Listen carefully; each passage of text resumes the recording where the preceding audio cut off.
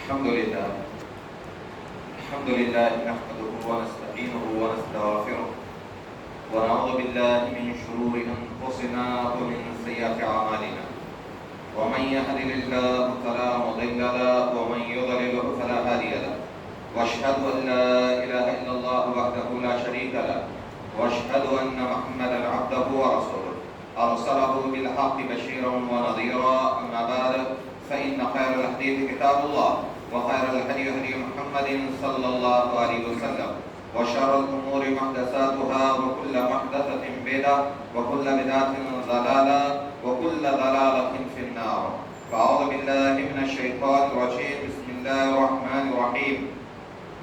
يا أيها الناس اتقوا ربكم الذي خلقكم من نفس واحدة وخلق منها زوجها وبث منهما رجالا كثيرا ونساء واتقوا الله الذي تساءلون به والأرحام إن الله كان عليكم رقيبا. يا أيها الذين اتقوا الله حق تقاته ولا تموتن إلا وأنتم مسلمون.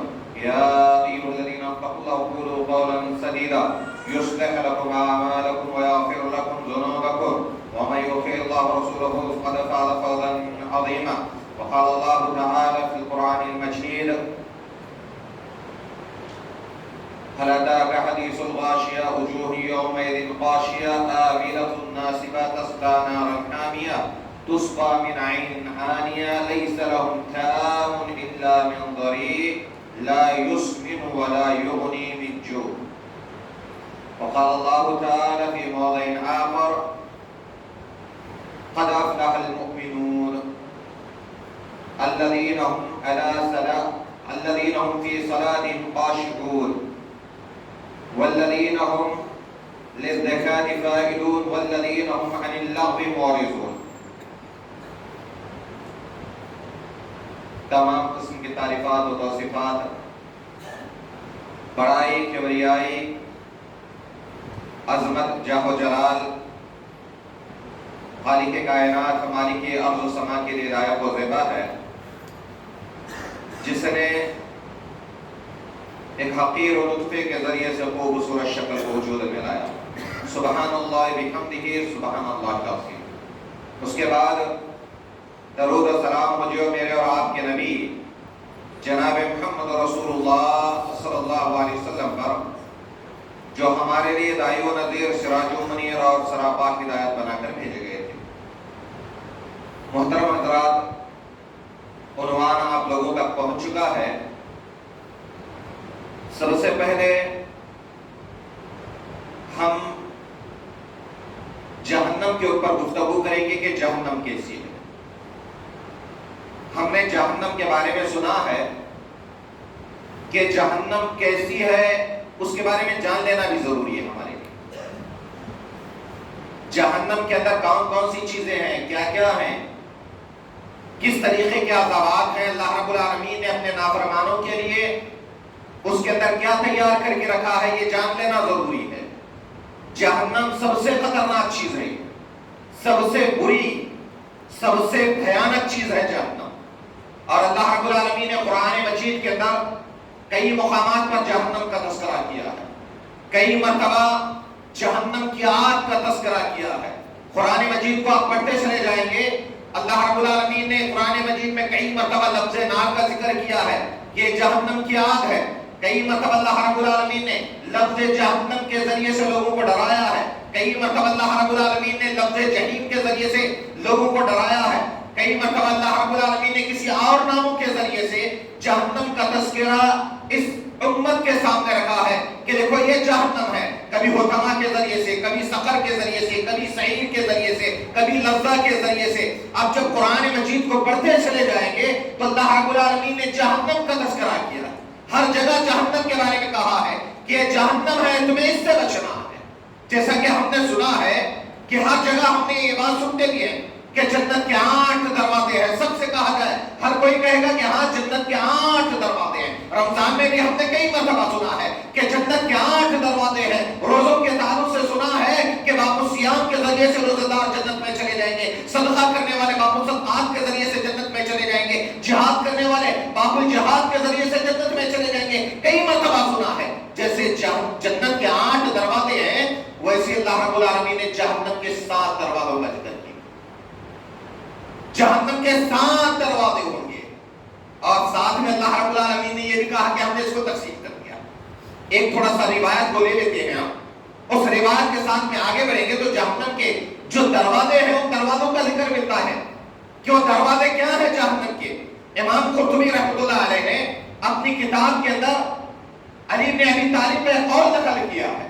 کہتے ہیں کہ حضرت علی رضی اللہ عنہ کہا کرتے تھے کہ جہنم کے دروازے کیسے ہوں گے, جہنم کے دروازے کیسے ہوں گے. کہا کرتے تھے جیسے ہمارے گھروں کے دروازے ہوں گے ویسے ہی جہنم کے دروازے ہوں گے, جہنم کے دروازے ویسے ہوں گے. تو حضرت علی رضی اللہ تعالیٰ نے کہا جہنم کے دروازے ایسے نہیں ہوں گے, جہنم کے دروازے ایسے نہیں ہوں گے جیسے ہم تصور کرتے ہیں. جہنم کے دروازے ایسے ہوں گے. حضرت علی رضی اللہ عنہ جب بیان کرتے تھے تو اپنے ہاتھ کو ایک کے اوپر ایک کے اوپر ایک رکھ کر جو ہے بیان کرتے تھے کہ جہنم کے دروازے اس طریقے سے ہوں گے. سب سے نیچے جو ہوگا وہ جہنم ہوگا, اس کے اوپر حطمہ ہوگا, اس کے اوپر سقر ہوگا, اس کے اوپر جہنم ہوگا, اس کے اوپر لظہ ہوگا, اس کے اوپر سعیر ہوگا, اس کے اوپر حاویہ ہوگا. یہ کل 7 دروازے ہیں جہنم کے, یہ کل 7 دروازے ہیں جہنم کے. اب تھوڑا قرآن مجید کو بھی پڑھتے چلے جائیں گے. اللہ رب العالمین نے ان کے اندر داخل ہونے والوں کا بھی تذکرہ کیا ہے کہ کیسے لوگ داخل ہوں گے. جہنم یہ سب سے خطرناک چیز ہے. وہاں کی غذائیں سب سے خطرناک, وہاں کا پینا سب سے خطرناک. وہاں کا پینا ایسا ہوگا کہ انسان پیاس بجھانے کے لیے پیے گا, لیکن جب دے گا اپنے ہونٹوں کو, اللہ رب العالمین نے کہا ہے کہ جب پینے کے لیے پانی مانگے گا, اللہ رب العالمین کہتا ہے وَيَسْتَغِيثُ يُغَاثُ بِمَاءٍ كَالْمُهْلِ يَشْفِي الْوُجُوهَ بِئْسَ الشَّرَابُ وَسَاءَتْ مُرْتَفَقًا. اللہ رب العالمین نے کہا ہے اس جہنم کے تعلق سے, وہاں کے پانی کے تعلق سے, انسان اپنی پیاس بجھانے کے لیے وہ پانی لے گا, اپنی جان کو اپنے ہونٹوں تک لے جائے گا. سامنے لے جانے کی وجہ سے اس کے ہونٹوں کے اوپر چھالے آ جائیں گے, انسان پی نہیں پائے گا. ایسا پانی اس کو دیا جائے گا. یہ کب دیا جائے گا؟ جب وہ کھانے کے لیے کوئی چیز مانگے گا. اور اللہ رب العالمین نے اسی لیے قرآن مجید میں کہا ہے فَلَا تَأْتَىٰ حَدِيثُ الْغَاشِيَةِ وُجُوهٌ يَوْمَئِذٍ خَاشِعَةٌ عَامِلَةٌ نَاصِبَةٌ تَصْلَىٰ نَارًا حَامِيَةً تُسْقَىٰ مِنْ عَيْنٍ آنِيَةٍ لَيْسَ لَهُمْ طَعَامٌ إِلَّا مِنْ ضَرِيعٍ. اللہ رب العالمین یہاں پر ذکر کر رہا ہے کہ آپ کو جو قیامت کی خبر پہنچی ہے, جو چھپا لینے والی ہے, اس دن کچھ چہرے سیاہ ہوں گے جو تھکے ہوئے ہوں گے. وہ کیسے اعمال کر کے تھکے ہوئے ہوں گے, وہ کس طریقے کے اعمال کر کے تھکے ہوئے ہوں گے. وہ ایسے اعمال کرے ہوئے ہوں گے جن کے اوپر سنت رسول کی مہر نہ ہوگی. وہ لوگ ایسے عمل کرتے رہیں گے کہ جس کے اوپر جس کا حکم نہ اللہ رب العالمین نے دیا ہے, نہ اللہ کے نبی نے دیا ہے, وہ ایسے عمل کرے ہوئے ہوں گے. وہ ان کے چہرے سیاہ ہوں گے. اور ایسے لوگوں کے بارے میں کہا ہے کہ اللہ رب العالمین جو ہے جب انہیں جہنم میں اٹھا کر ڈال دے گا تو اللہ رب العالمین کہہ رہا ہے ان کے لیے جب کھانے کا انتظام کیا جائے گا وہ کھانا کیسا ہوگا؟ الا من ضریع. یہ ایسے درخت, کاٹیدار درخت, سوکھے درخت, اس کا جو ہے کھانا اٹھا کر دیا جائے گا, جس کے بارے میں آتا ہے لکھا گیا ہے کہ یہ درخت کو جو ہے اگر کوئی اونٹ کھا لے گا, یہ اس درخت کو اگر کوئی اونٹ کھا لے گا تو اس کے بارے میں آتا ہے اونٹ کھانے کے بعد وہ دگنا پتلا لاغر ہو کر مر جائے گا. اتنا خطرناک یہ درخت ہے. اور جب یہ کھا بھی لے گا, بھوک لگے گی, بھوک کی وجہ سے کھا بھی لے گا, لیکن کھانے کے بعد اللہ رب العالمین کیا کہہ رہا ہے لا یسمن ولا یغنی. وہ نہ تو اس کو موٹا کرے گا اور نہ ہی اس کی بھوک کو مٹائے گا. ایسا درخت ہوگا جو جہنم کے اندر جہنمیوں کو کھانے دیا جائے گا. یہ جہنمیوں کی غذا ہوگی, یہ جہنم میں ڈالے جانے والے لوگوں کی غذا ہوگی. اسی لیے اللہ رب العالمین نے کہا اس جہنم سے تم کو بچنا ہے, اس سے اس کے عذابات سے بچنا ہے, اس سے اپنے آپ کو بچانا ہے, اس سے اپنے اہل و عیال کو بچانا ہے. اللہ رب العالمین قرآن مجید میں کہتا ہے یا ایھا الذین آمنوا قوا انفسکم واہلیکم نارا وقودھا الناس والحجارہ. اللہ رب العالمین کہہ رہا ہے اے ایمان والو اپنے آپ کو, اپنے اہل و عیال کو اس آگ سے بچاؤ جس کا ایندھن انسان اور پتھر ہوں گے. اللہ رب العالمین حکم دے رہا ہم کو بچانا ہے. کس کو؟ اپنے آپ کو بچانا ہے, اپنے اہل و عیال کو بچانا ہے. آج ہمارا معاملہ کیا ہے؟ ہم کیا کر رہے ہیں, کون سے اعمال کر رہے ہیں, کس طریقے کے اعمال کر رہے ہیں؟ تھوڑا اپنے آپ کا جائزہ لے کر دیکھ لے کہ ہمارے روزمرہ کی زندگی کیسے گزر رہی ہے, کس انداز میں گزر رہی ہے, کس طریقے کی گزر رہی ہے.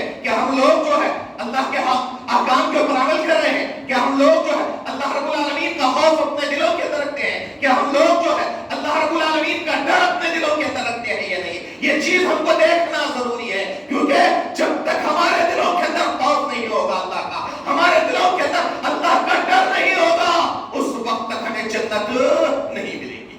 جنت کو حاصل کرنا ہے تو رب کا خوف اپنے دلوں کے اندر بٹھانا ہے۔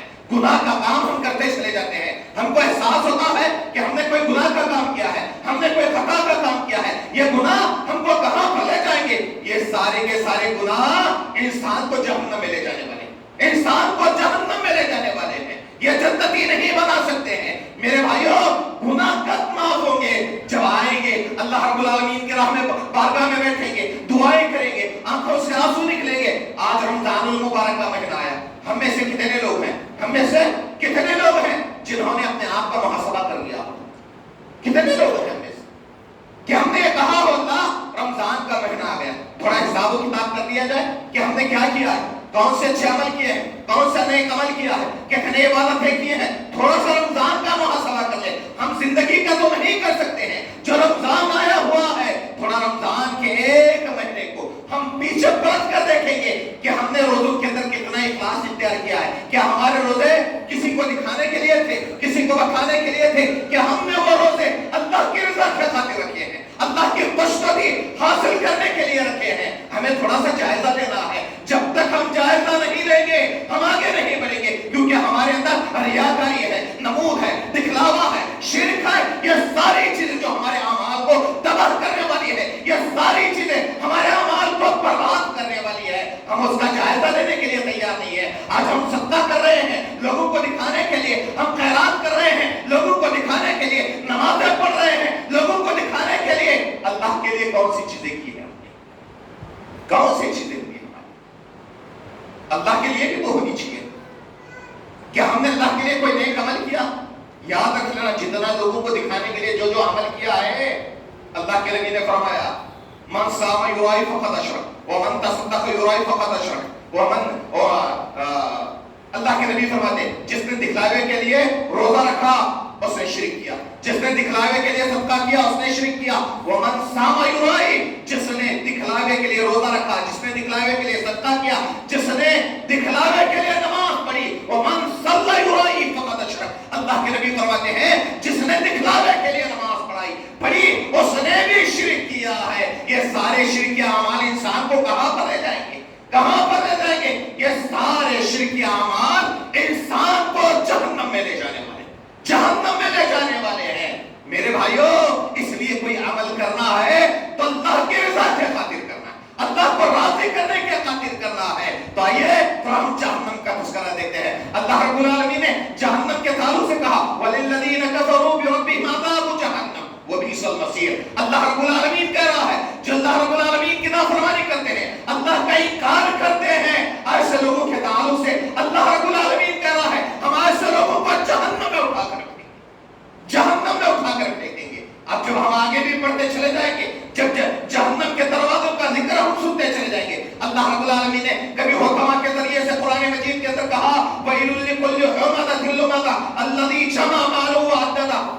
اللہ رب العالمین قرآن مجید میں کہہ رہا ہے، یہ حکمہ کا ذکر کرتے ہوئے کہہ رہا ہے کہ حکمہ کے اندر کہاں ڈالے جائیں گے؟ وہ لوگ جو لوگوں کے عیب کو ٹٹولتے ہیں، جو لوگوں کی برائیوں کو ٹٹولتے ہیں، جو لوگوں کے عیب کو نکالتے ہیں۔ اللہ رب العالمین ان لوگوں کے تعلق سے کہہ رہا ہے کہ ایسے لوگوں کو غیر ہے، ایسے لوگوں کے لیے بربادی ہے، تباہی ہے۔ اور یاد رکھ لینا جہنم کے اندر جہنم کی ایک وادی کا نام بھی ہے، جہنم کے اندر ایسے کئی وادیاں ہیں، ایسے کئی وادیاں ہیں۔ ان وادیوں کا اللہ کے نبی نے تذکرہ کیا ہے۔ ایک وادی ایسی بھی ہے جہنم کے اندر جس سے دن میں 400 مرتبہ خود جہنم پناہ مانگتی ہے، جہنم دن میں 400 مرتبہ پناہ مانگتی ہے، ایک نہیں دو نہیں ہے۔ سوچو وہ جہنم کی وادی کیسی ہوگی، وہ کس طرح خطرناک ہوگی۔ وہ جہنم جس سے دن میں 400 مرتبہ پناہ مانگتی ہے، اور جہنم میں یہ وادیاں ہی نہیں ہے، جہنم کے اندر جو ہے چشمے ہیں، نہریں ہیں۔ کیسا؟ اللہ رب العالمین نے قرآن مجید میں ان کا ذکر کیا ہے، وہ غساق نام سے ہے، وہ غسلین نام سے ہے، وہ سنید نام سے ہے۔ ایسے جہنم کے اندر وادیاں ہیں جو خون اور پیپ کی نہریں ہیں، جہاں پر جہنمیوں کا پیپ جمع ہو جاتا ہے۔ جب جہنم کا انسان کھانے کے لیے مانگتا ہے، اٹھا کر دیا جاتا ہے، لو اس کے ذریعے سے تم اپنی بھوک کو مٹا دو، سنتے ہیں جہنم ہے، جہنم کیسی؟ جہنم سب سے خطرناک جگہ ہے، سب سے خطرناک۔ جہنم کے اندر پہاڑ بھی ہے، جہنم کے اندر جیل خانہ بھی ہے، جہنم کے اندر کئی طرح کی وادیاں بھی ہیں جہاں پر جہنمیوں کو ڈالا جائے گا، جو دنیا کے اندر تکبر کرتے ہیں، جو دنیا کے اندر ادراج پھرتے ہیں، جو دنیا کے اندر گھمنڈ کرتے ہیں، جو دنیا کے اندر اللہ کی نافرمانی کرتے ہیں، جو دنیا کے اندر اللہ کے حقوق کو پامال کرتے ہیں، جو دنیا کے اندر اللہ کی آیتوں کا مذاق کرتے ہیں، جو دنیا کے اندر نبی کی سنتوں کا مذاق بنایا کرتے ہیں، ایسے لوگوں کو اٹھا کر اور جہنم کے اندر ڈالا جائے گا۔ جہنم کی آگ جو سلگائی جائے گی، وہ کیسے سلگائی جائے گی؟ اللہ کے نبی جناب محمد رسول اللہ صلی اللہ علیہ وسلم نے فرمایا کل قیامت کے دن شہید کو لایا جائے گا، سب سے پہلے جو جہنم سلگائی جائے گی۔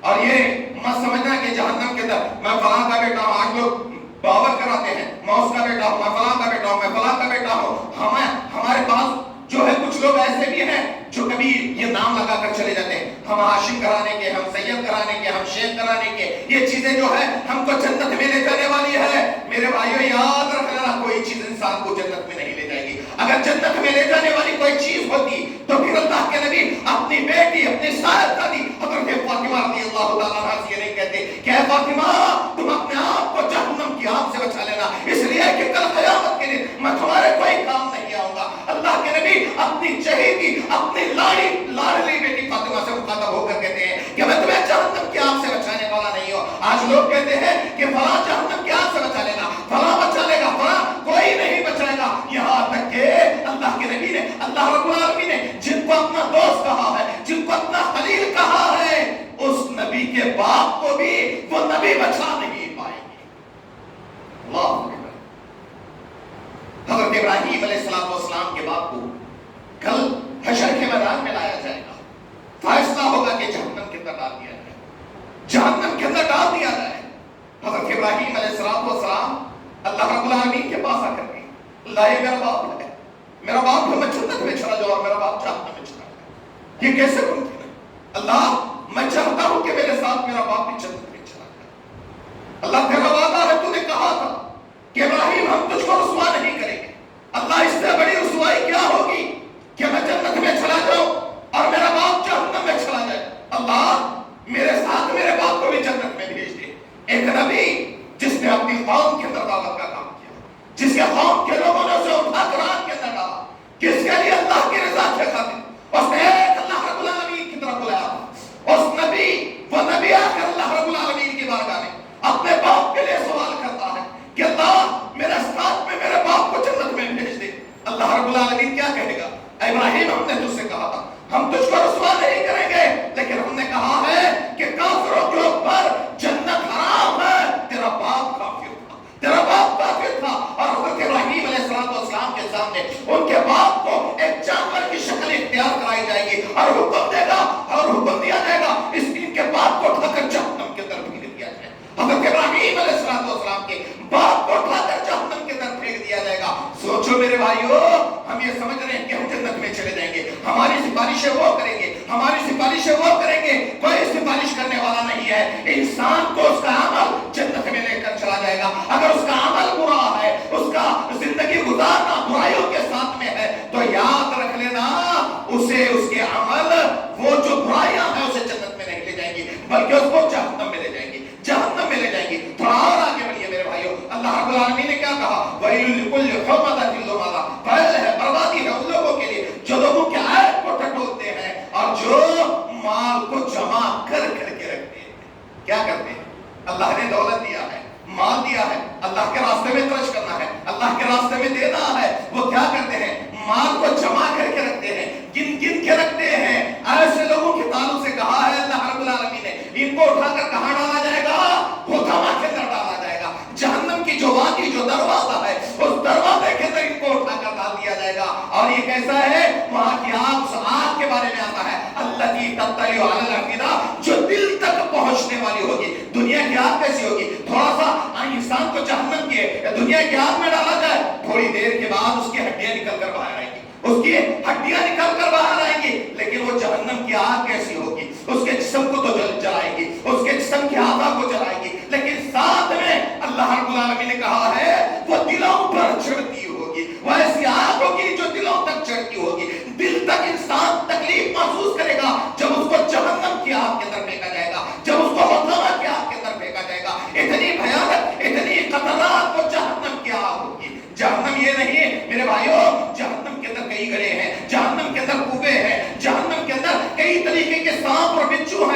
روایتوں کے اندر آتا ہے کہ جہنم کے اندر ایک ایک بچو ہوگا جو کچھر کے مانند ہوگا، سانپے جو ہوں گے وہاں کے اونٹ کے مانند ہوں گے، اتنے بڑے بڑے سانپ ہوں گے جو ایک جہنمی کو ڈس لیں گے۔ اللہ کے نبی فرماتے ہیں اس کے زہر کا انسان 40 سال تک محسوس کرتا رہے گا۔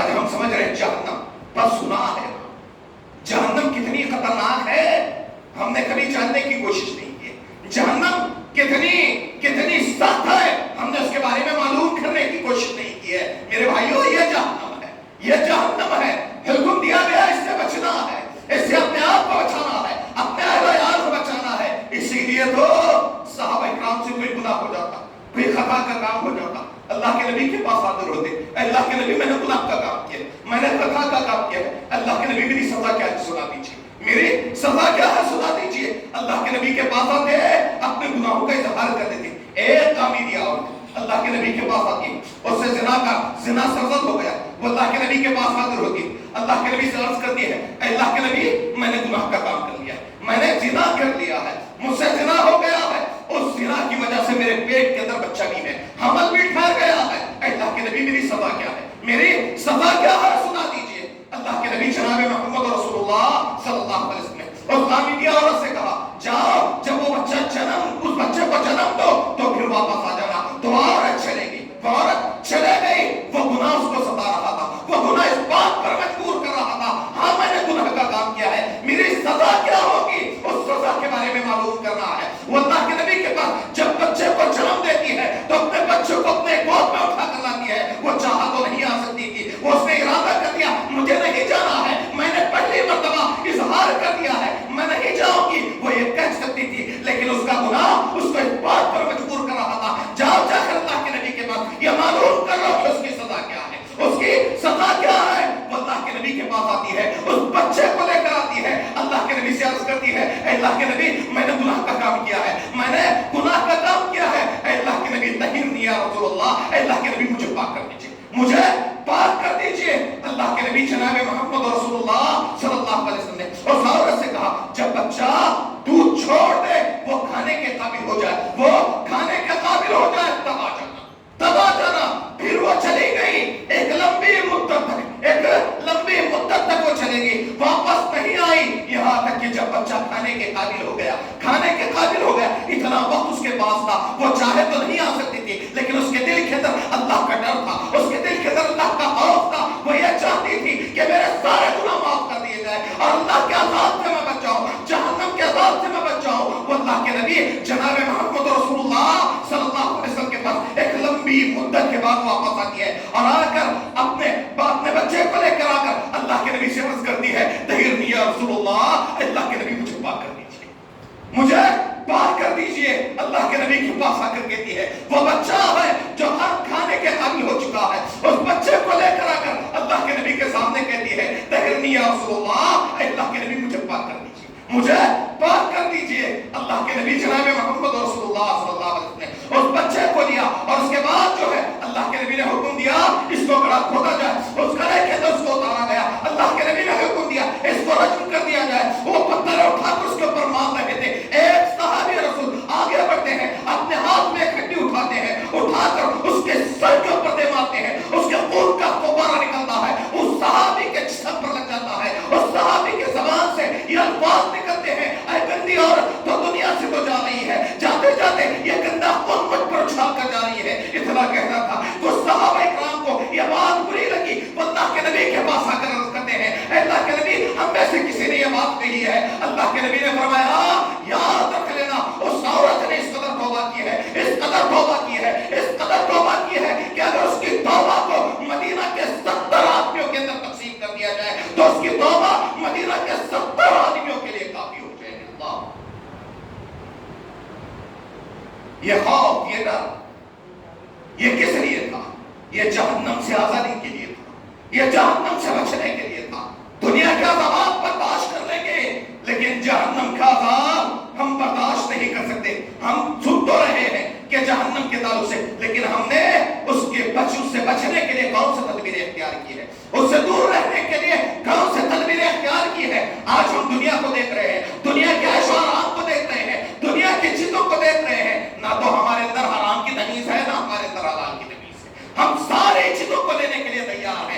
سن تو رہے ہیں بڑے شوق سے، لیکن بچنے کی کوشش کہاں کر رہے ہیں؟ مومن وہ ہے جو گناہوں سے بچنے کی کوشش کرتا ہے، گناہوں سے دور رہنے کی کوشش کرتا ہے۔ ایک گناہ کا کام بھی کرتا ہے تو اس کے دل کے اندر خدشہ پیدا ہوتا ہے، اس کے دل کے اندر ڈر پیدا ہوتا ہے کہ یہ گناہ کا کام ہے، مجھے اس سے دور رہنا ہے۔ ایک مومن یہ ہمیشہ سوچتا رہتا ہے میرے بھائیوں ہمیں مومنانہ زندگی گزارنی ہے، ہمیں متقی بن کر زندگی گزارنی ہے۔ ہمیں یہ نہیں کہ ہم گناہگار بن کے زندگی گزاریں، ہم ایسے زندگی گزاریں کہ اللہ رب العالمین کے بارے میں ہمیں کچھ نہیں معلوم ہے، نبی کی سنتوں کے بارے میں ہمیں کچھ نہیں معلوم ہے، ہم اس طریقے پر زندگی نہیں گزاریں گے۔ تو آئیے اس کے بعد اور آگے چلیے، اللہ رب العالمین نے قرآن مجید کے اندر کہا فی جنات یتساءلون عن المجرمین ما سلککم فی سقر قالوا لم نک من المصلین ولم نک نطعم المسکین وکننا نقوم مع القائدین۔ اللہ رب العالمین یہاں قرآن مجید میں کہہ رہا ہے جنتی لوگ جہنمیوں سے سوال کریں گے،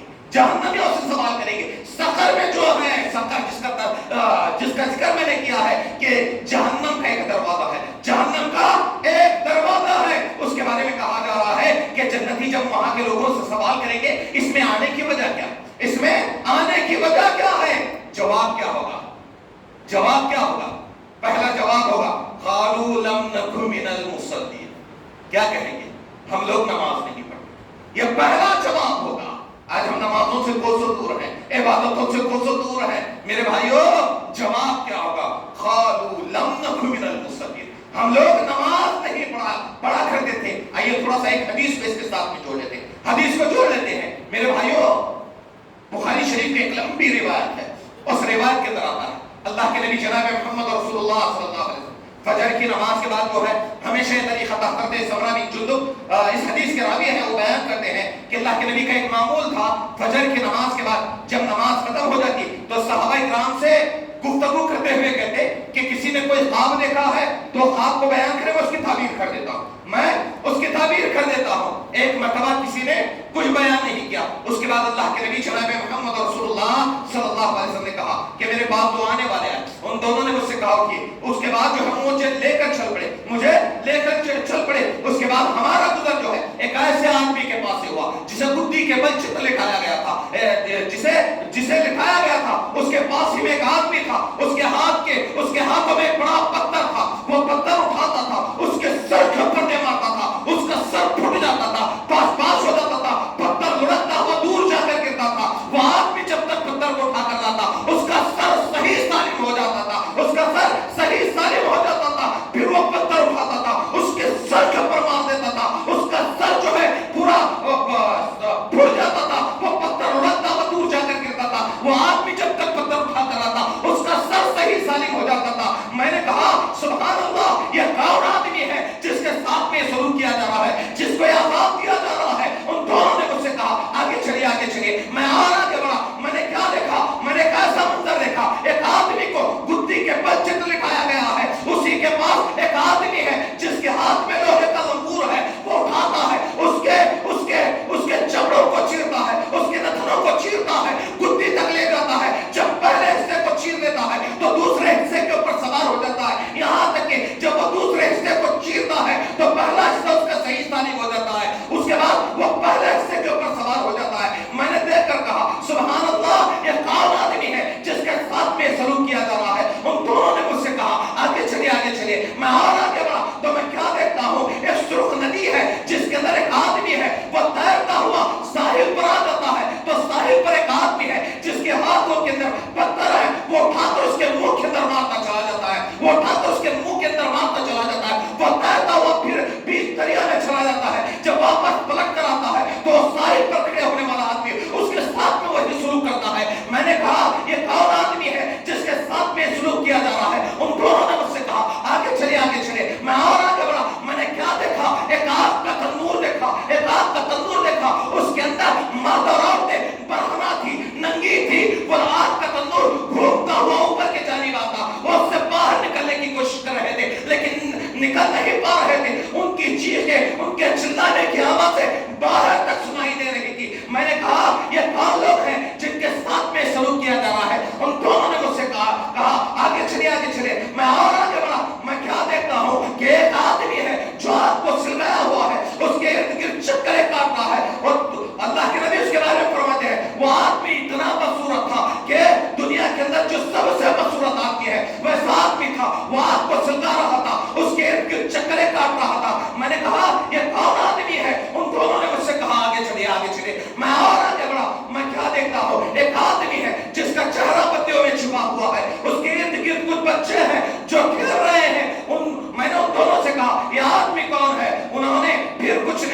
آگے لے کر چل پڑے. پھر میں آگے چلا تو میں کیا دیکھتا ہوں کہ میں نے ایک دیوار دیکھی جس کے اینٹ سونے اور چاندی سے بنے ہوئے تھے, جس کے اینٹ سونے اور چاندی سے بنے ہوئے تھے. انہوں نے مجھ سے کہا آگے چلیے. میں نے وہاں پر کچھ لوگوں کو دیکھا جن کا آدھا حصہ بدصورت تھا, جن کا آدھا حصہ خوبصورت تھا. وہیں پر ایک نہر بہ رہی تھی. ان دونوں نے کہا اس میں کود جائیے. جب وہ کودتے ہیں تو خوبصورت ہوتے ہیں. میں نے کہا یہ کون لوگ ہیں جن کے ساتھ میں سلوک کیا جا رہا ہے؟ ان دونوں نے مجھ سے آگے چلنے کو کہا. میں آگے چلا. اس کے بعد میں نے ایک جگہ دیکھی. ان دونوں نے کہا یہ آپ کے لیے ہے, یہ آپ کے لیے ہے, جو آپ کو عطا کی جائے گی, یہ آپ کا مقام ہے. اس کے بعد اللہ کے نبی کہتے ہیں میں اس کے اندر داخل ہونے کی کوشش کر رہا تھا. ان دونوں نے کہا اب نہیں, اللہ رب العالمین یہ آپ کو بعد میں عطا کرے گا, یہ آپ ہی کی جگہ ہے, اللہ آپ کو عطا کرے گا. اس کے بعد جو سارے واقعات راستے کے اندر پیش ہے, اللہ کے نبی ان کا تذکرہ کرتے ہوئے کہتے ہیں وہ پہلا آدمی جس کے سر کو پھوڑا جا رہا تھا, جس کے سر کو پاش کیا جا رہا تھا, اس کے بارے میں کہا یہ وہ آدمی تھا جس کا نماز کے وقت میں سر بھاری ہو جائے گا. کون تھا؟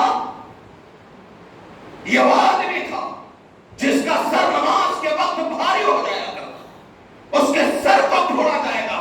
آج معاملہ کیا یہی تو ہے, نمازوں کا وقت ہو گیا سر بھاری ہو جاتا ہے, سر بھاری, پیر بھاری, بدن میں درد, بیٹھنے اٹھنے میں تکلیف, طہارت کی شکایتیں, پتہ نہیں کون سی شکایتیں ہیں. یاد رکھ لینا یہ آسان ہوگا. اور اللہ رب العالمین نے بھی کیا کہا ہے قرآن مجید میں, قالوا لم نکن من المصلین کہا ہے, لم نکن من المصلین کہا ہے کہ جہنم میں جانے کی وجہ کیا ہوگی؟ نماز ہوگی. وہ نمازیں نہیں پڑھتے ہوں گے. ایسے لوگوں کو اٹھا کر جہنم کے اندر پھینک دیا جائے گا, جہنم کے اندر پھینک دیا جائے گا. جو دوسرا آدمی تھا جس کے جبڑوں کو چیرا جا رہا تھا, یہ وہ آدمی تھا جب یہ جھوٹ بولتا تھا. آج کیا ہے, کوئی جھوٹی خبر پھیلانا ہو سوشل میڈیا کے اوپر ڈال دو, سوشل میڈیا کے اوپر ڈال دو. کسی کی جھوٹی خبر, کچھ بھی پہنچانا ہے, جھوٹا بیان یا کچھ بھی ہو, ایسی چیزوں کو سوشل میڈیا کے اوپر ڈال دو, اس کی خبر کہاں تک پہنچے گی, کہاں تک, دنیا کے کونے کونے تک پہنچ جائے گی. اس کی جھوٹ کی خبر پھیلی جائے گی. ایسے لوگوں کو جو ایمان لانے کے باوجود بھی یہ جھوٹی خبریں پھیلاتے ہیں, جھوٹ بولتے ہیں, ایسے لوگوں کا انجام ہوگا کہ ان کے جبڑوں کو چیرا جائے گا, ان کے نخنوں کو چیرا جائے گا. اور تیسرا وہ آدمی جو اس سرخ ندی کے اندر تھا, یہ وہ آدمی تھا جو دنیا کے اندر سود کھایا کرتا. آج کتنے مسلمان ہیں جو سود کا پیسہ ہڑپ رہے ہیں, سود لے رہے ہیں, سود دے رہے ہیں, سود کے کاروبار میں ملوث ہیں, سودی کاروبار کے اندر تعاون کرتے ہوئے چلے جا رہے ہیں. کیا ان کا یہ انجام نہیں ہوگا؟ میرے بھائیوں یہی انجام ہوگا. جو دنیا کے اندر سود کھاتے ہیں, مسلمان تو ہیں, ایمان والے اپنے آپ کو کہتے ہیں, نام عبداللہ عبدالرحیم ہے, لیکن کام کیا ہے, یہ سودی کاروباروں کے اندر ملوث ہے. اور ایسے لوگ جو ہے مساجد کے اندر آگے آگے نکل کر چلے آتے ہیں, اور پھر جو ہے ذمہ دار بننے کے لیے چلے آتے ہیں کہ ان کے کاروبار کیسے ہیں, اور لوگ ان سے خوف محسوس کرتے ہیں. ایمان والوں کے لیے جگہ کہاں ہے؟ میرے بھائیوں, اللہ رب العالمین کا خوف اختیار کرنا, اللہ کا ڈر اختیار کرنا ہے, یہ کاروبار سے بچنا ہے. ایسے کاروبار کے اندر کسی قسم کا تعاون نہیں ہو سکتا ہے.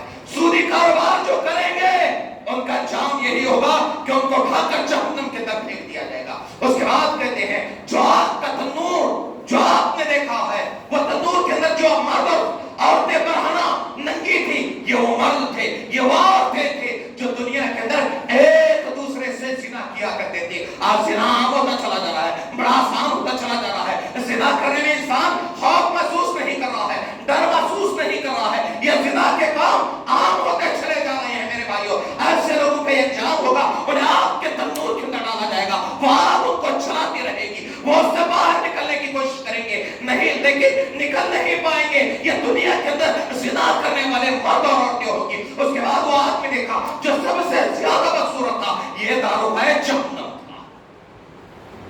یہ کیا تھا؟ داروغہ جہنم تھا. جہنم کا داروغہ کیسے ہوگا؟ سب سے زیادہ بھیانک ہوگا. جہنم جو تیار کی گئی ہے وہ کیسے تیار کی ہے؟ اللہ کے نبی جناب محمد رسول اللہ صلی اللہ علیہ وسلم کے لیے جہنم کو 1000 سال تک چلایا گیا. کتنے سال تک؟ 1000 سال تک. آپ ایک آگ کی بھٹی کو 2-4 گھنٹے کے لیے گرم کر دو, اس کے اندر انسان کو ڈال کر باہر نکلو, آئے گا انسان بس کچھ سیکنڈ کے لیے, کچھ لمحے کے لیے, کچھ لمحے کے لیے، اس کو کیسا آئے گا؟ تھوڑی لمحے کے لیے ڈالیں گے انسان کی جسم کا چمڑا پورا ہٹ گیا، چمڑا کل کر ہٹ گیا، باہر نکل رہا ہے۔ یہ دنیا کے اندر دیکھنا، یہ دنیا کی آگ جو انسان جلا رہا ہے، وہ جہنم کی 70 میں سے 70 حصوں میں سے ایک حصہ ہے، ایک حصہ ہے۔ پہلے دنیا کی آگ جو جلا رہا ہے وہ کتنی بھی خطرناک کیوں نہ ہو، صرف ایک حصہ ہے۔ ابھی 69 حصے جہنم کی آگ اس سے کئی زیادہ گرم ہے، 69 حصے کئی زیادہ گرم ہے جو جہنم کی آگ ہے۔ اس کے بارے میں آتا ہے، اللہ کے نبی نے فرمایا جہنم کو 1000 سال تک چلایا ہے، 1000 سال تک۔ تو کیسے ہوگی؟ سرخ ہوگی، سرخ ہوگی۔ پھر حکم دیا 1000 سال تک مزید اس کو بھٹی کو جلایا جائے، اس آگ کو جلایا جائے، اس جہنم کو جلایا جائے۔ پھر 1000 سال تک جلایا گیا، وہ سیاہ ہو گئی۔ پھر حکم دیا گیا کہ مزید 1000 سال تک اس کو اور جلایا جائے، پھر مزید 1000 سال تک، گویا کہ 3000 سال تک جہنم کو جلایا گیا۔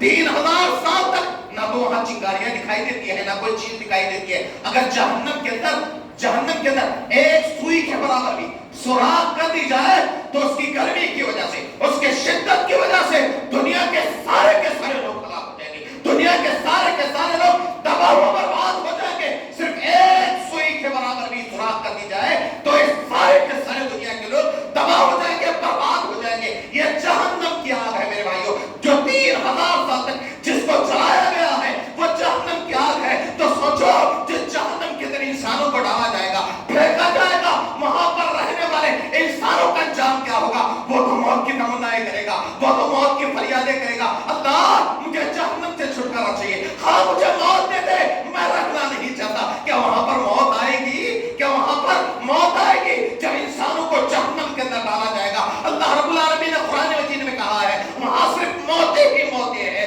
وہاں پر زندگی نہیں ہے، وہاں پر صرف موتیں ہی موتیں ہیں۔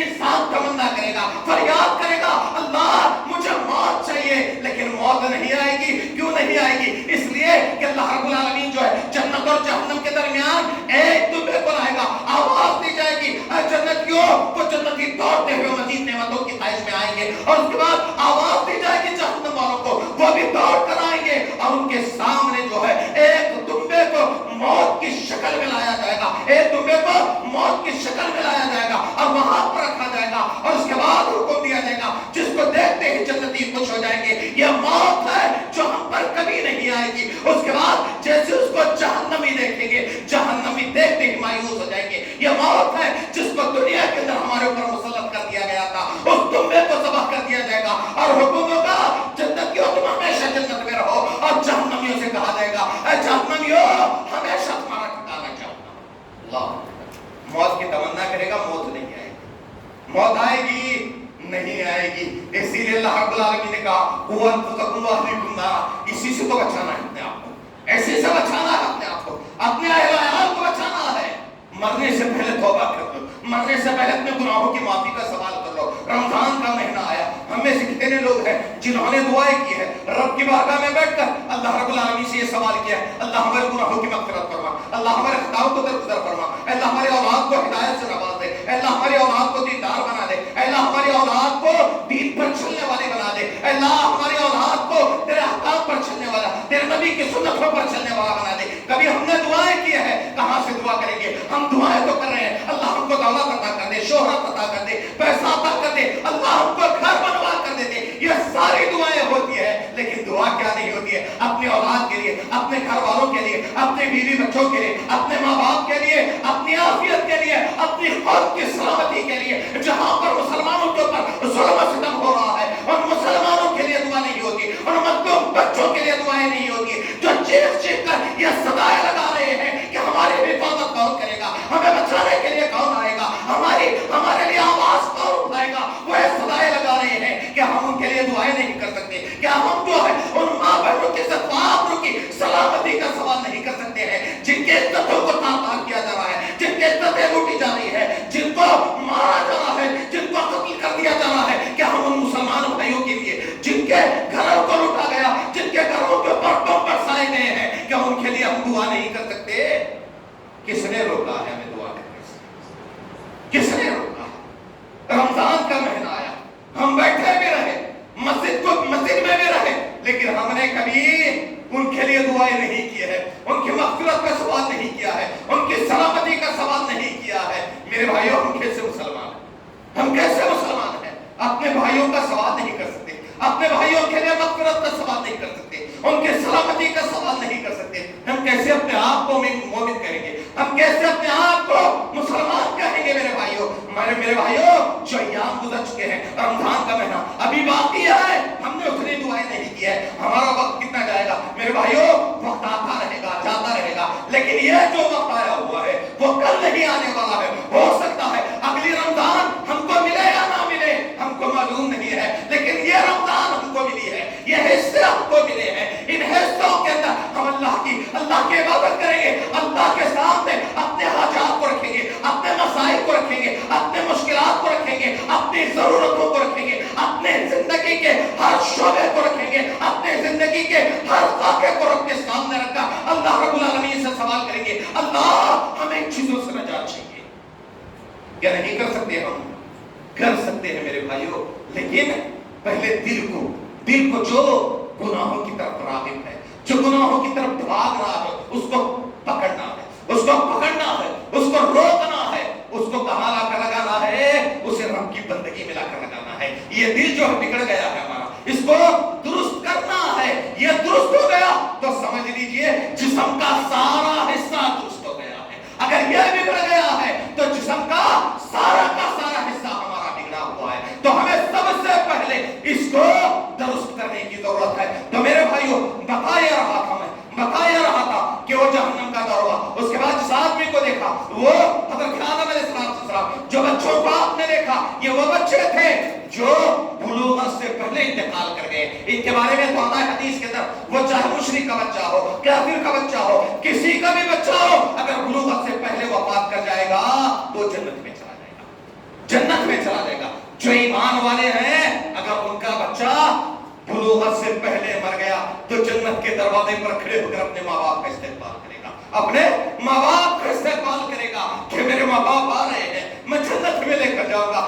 جنت کے دروازے پر کھڑے ہو کر وہ اپنے ماں باپ کا استقبال کرے گا۔ جو بلوغت سے پہلے مر گیا ہے، وہ ماں باپ خوش نصیب ہیں کہ ان کی اولاد، اگر وہ ایمان والے ہیں تو ان کی اولاد جنت کے دروازے پر کھڑے ہو کر ان کا انتظار کر رہی ہوگی۔ تو اس کے بعد جو دیوار کو آپ نے دیکھا، وہ جنت عدن تھی، جس کی اینٹیں سونے اور چاندی کی تھی۔ جو ملے جلے لوگوں کے چہروں کو آپ نے دیکھا، جن کا آدھا حصہ خوبصورت، آدھا حصہ بدصورت تھا۔ یہ وہ لوگ تھے جن کی نیکیاں بھی برابر تھی، جن کے گناہ بھی برابر تھے۔ ان لوگوں کے بارے میں آتا ہے کہ ان لوگوں کو لے جا کر آرام کے اوپر کھڑا کر دیا جائے گا، لیکن فیصلہ یہ ہوگا کہ وہ جنت میں چلے جائیں گے، لیکن جب آرام کے اوپر کھڑے کر دیے جائیں گے تو ان کے چہرے چمکتے ہوئے نظر آئیں گے۔ دیکھنے والوں کا بھی فیصلہ نہیں ہوگا، دیکھنے والوں کو معلوم ہوگا کہ یہ جنتی ہیں، لیکن فیصلہ یہ ہوگا کہ وہ جنت میں چلے جائیں گے، آرام والے لوگ۔ تو میرے بھائیو، تھوڑا اور آگے بڑھتے ہیں، اللہ رب العالمین نے کیا کہا؟ قالوا لم نک من المصلین ولم نک نطعم المسکین۔ کیا کہیں گے وہ لوگ؟ جہنم میں جائیں گے، سفر کے اندر جن کو ڈالا جائے گا۔ ہم لوگ مسکینوں کو کھانا۔ آج ہمارے معاشرے کے اندر کئی ایسے لوگ ہیں جو ہمارے شرم کے اپنے ہاتھ کو نہیں پھیلا سکتے، ہمارے پڑوس میں رہتے ہیں، ہمارے معاشرے میں رہتے ہیں۔ کئی ایسے بچے ہیں جن کے ماں باپ اس دنیا سے رخصت ہو چکے ہیں، کئی ایسے عورتیں ہیں جن کے شوہر اس دنیا کے اندر موجود نہیں ہیں۔ وہ اپنی عزتوں کو بچانے کے لیے، وہ اپنی عزت کی حفاظت کے خاطر کسی کے سامنے ہاتھ نہیں پھیلاتے۔ اگر میں ہاتھ پھیلاؤں گی میری عزت چلی جائے گی، وہ ہاتھ تک نہیں پھیلاتے۔ کئی معصوم بچے ہیں لیکن معاشرے کے اندر ہم ہیں، لیکن ان کی دیکھ بھال کرنے کے لیے تیار نہیں ہے، ان کو پوچھنے کے لیے تیار نہیں ہے کہ آپ کیسے، آپ کے دن کیسے گزر رہے ہیں، آپ کے راتیں کیسے گزر رہے ہیں، آپ کس طریقے سے زندگی گزر بسر کر رہے ہیں۔ ہم پوچھنے کے لیے تیار نہیں ہے۔ یہاں پر جو ہے ایسے لوگ جو یتیموں کا پاس و لحاظ نہیں رکھتے، مسکینوں کو کھانا نہیں کھلاتے، ان لوگوں کے تعلق سے اللہ رب العالمین نے کہا ہے قالوا لم نک من المصلین ولم نک نطعم المسکین۔ ہم مسکینوں کو کھانا نہیں کھلایا کرتے تھے۔ یہ لوگوں کے زبان سے یہ الفاظ نکلیں گے، ہم مسکینوں کو کھانا نہیں کھلایا کرتے تھے۔ وَكُنَّا نَخُوضُ مَعَ الْقَاعِدِينَ، اور ہم ایسی مجلسوں کو اندر جا کر بیٹھ جایا کرتے تھے جس کے اندر صرف بحثیں ہوا کرتی تھی۔ ایسے لوگ ہوں گے ہم راتوں کو دیکھو اور نوجوانوں کو دیکھو جو جوان بھی ہے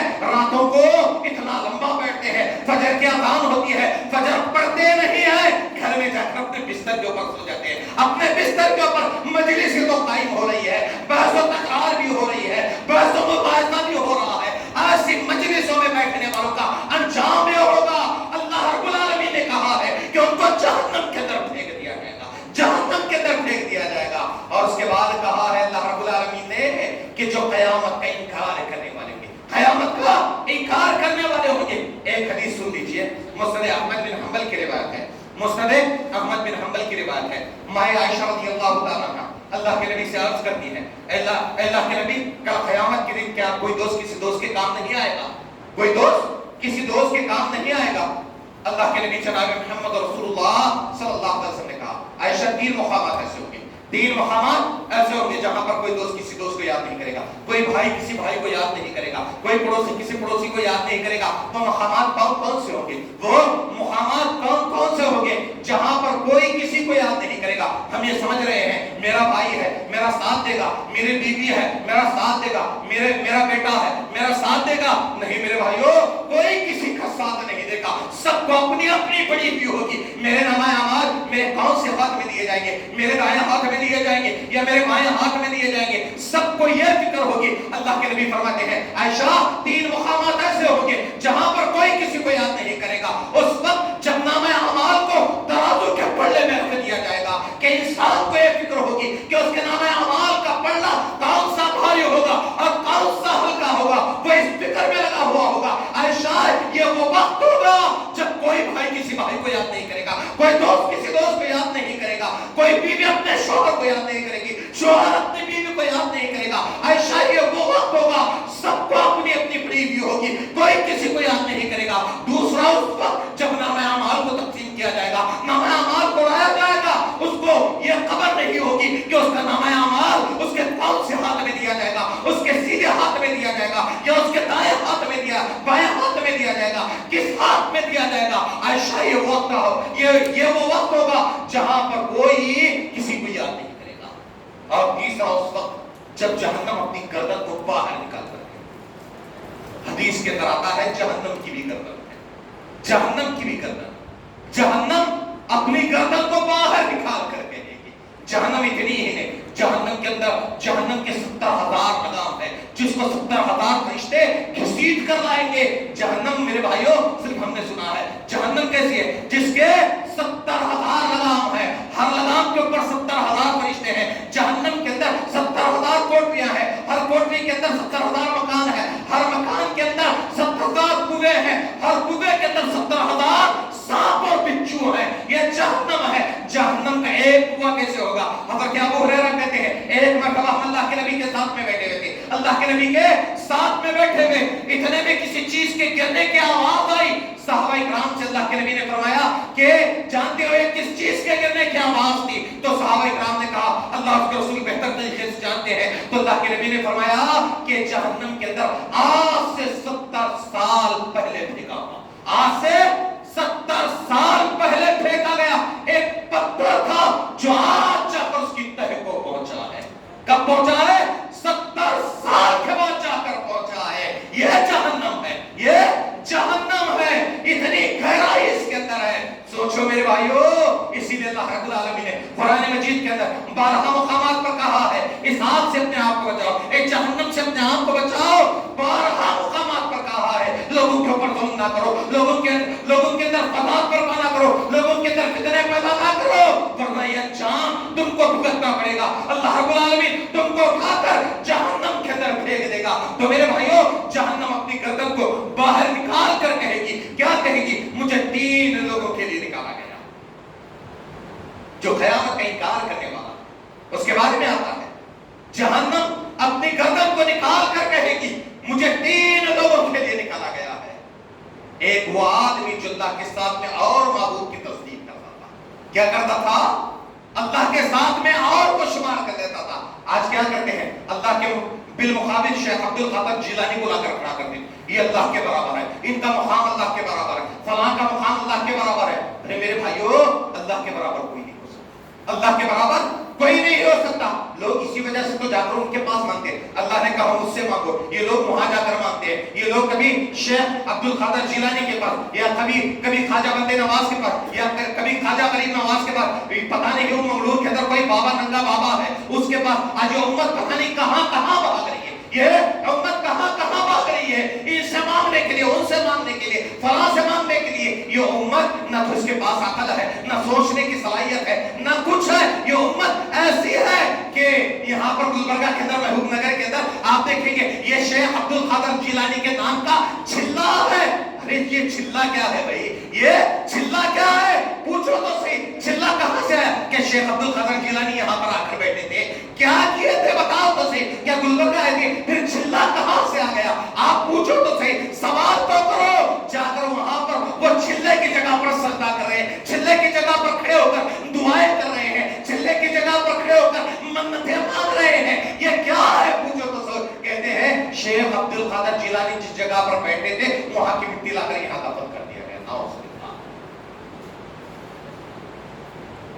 اب ہم اس مٹی کو بھی پوچھنے والے ہو گئے. ہماری آپ پردہ پڑ گیا ہے جس سے سوچنے کی صلاحیت. یہ کیسے ہو سکتا کہ ہم اس کے سجدے کریں گے, یہ مٹی ہم کو پیدا پہنچائے گی. ہم نے تو اپنے نبی کی بیٹھنے کی جگہ کی مٹی بھی لا کر دفن نہیں کیا. نبی کے بیٹھنے کی جگہ کی مٹی کہیں پر ملے گی آپ کو؟